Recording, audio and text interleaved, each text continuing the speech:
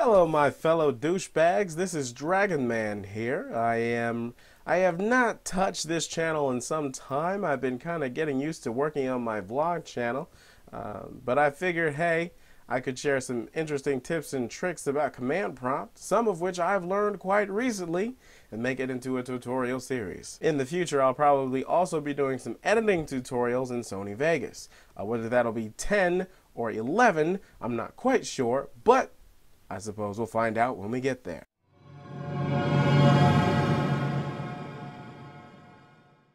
Now, if you'll notice on my screen, what you've just seen me doing is accessing the tree command inside Windows Command Prompt. Also, it is important to note that I am using Windows 7. It's not as good as Windows XP, but it's much better than Windows Vista. Windows Vista would have eaten your babies if you gave it the opportunity. In any case, however, let's get down to it. I suppose the first command you're going to learn today is the CLS command. If you've managed to type in some nonsensical information and hit enter, well, you can just hit CLS in the next command prompt and you'll clear everything. And I'm going to hit enter now and show you what I'm talking about. Instantly, all of those lines of information were deleted. Whether or not it's actually deleted or if not stored on some interesting file that I have no access to, I'll never really know. But I know that in this case, it is indeed gone. Either way, I'm going to close down command prompt and show you how to get to it if you're a total newbie. I'm going to hit that X button. I'm going to go over to my start bar, hit start, and just to make it quick, I'm going to type in CMD. It should be the only thing that pops up unless you have something on your file system remotely to it. And we're going to hit enter. And there it is once again. An interesting thing you can do inside of the command prompt is access web data. What I mean by that is you could access a website from command prompt. It's a simple command. You just type in START space, yes, start, and one tap on that space bar, and I'm going to type in www.google.com and hit enter. Not instantly, because Internet Explorer sucks and it is indeed my default program. I apologize. Mozilla Firefox, they both suck in my opinion. Google.com has started.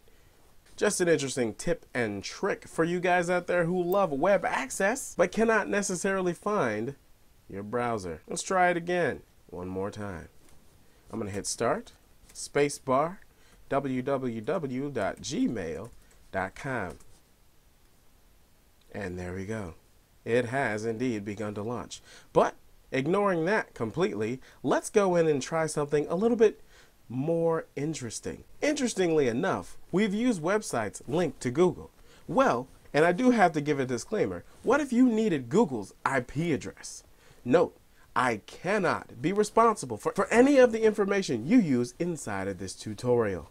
But, back to the point, if you did need Google's IP address, it's quite simple to obtain.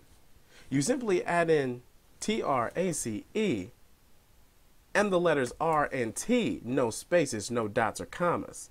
Spacebar one time, google.com. And we're going to hit enter. And you're going to see it's just immediately giving me the results for google.com's IP address. It's going to give you some more information, tracking information more specifically, but we're not going to go through with that right now and explain it. But I will tell you, it's quite an interesting tool. Interestingly enough, I'm on YouTube, which is run by Google, and my new video on my vlog channel is almost done completing. It took about a little bit more than an hour for its completion to commence, so make sure you go down in the description, check out the link in the description, and tell me what you think of that video. Either way, let's get back to the point. Since we're talking about IP addresses, there's a nifty command you can use if you know an IP address. It's called the shutdown space-i command. Or at least I'm the one who given that complicated name. This is how we're going to start. As you see in the IP address listed above, we have Google's IP address. However, it's come to my attention that in many cases this probably won't even work.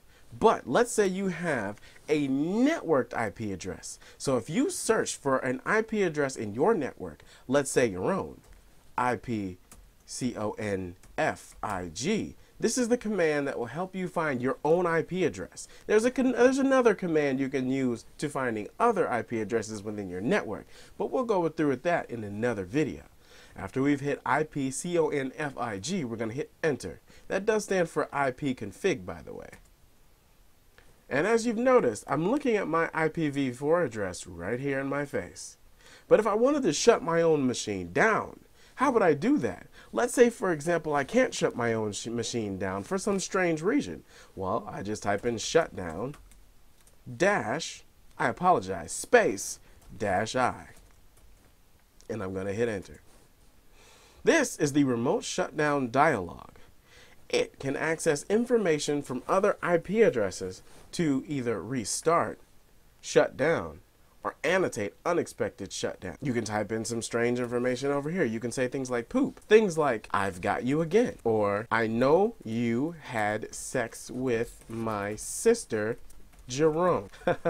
I'm gonna whoop that guy's ass. Either way, if I had my own IP address, which I'm not gonna share with you, oh, and by the way, feel free to hack me if you please. As you've come to notice, I really don't care since I haven't blocked out anything at all. But I could type in my IP address in this box, hit the OK button, probably, it put it in there, and then I could come to restart or shut down, click OK if that was accessible, and you guys get it from there. Interesting commands, if I do say so myself. And I'm going to type in the CLS command to clear all. Alright guys, those are my 3 commands I'm going to share with you today. We're definitely going to get more in depth with those commands later on. Either way, note that this is not just a command prompt tutorial channel. I could also in the future do tutorials on things like Sony Vegas, 10 or 11, maybe both, I'm not sure, we'll find out when we get there. Or things like Photoshop, or more specifically, probably, more than likely GIMP. Because Photoshop is expensive and I am on parole. Alright guys, this is Dragon Man signing off once again. Peace, good night, and sayonara, my fellow douchebags.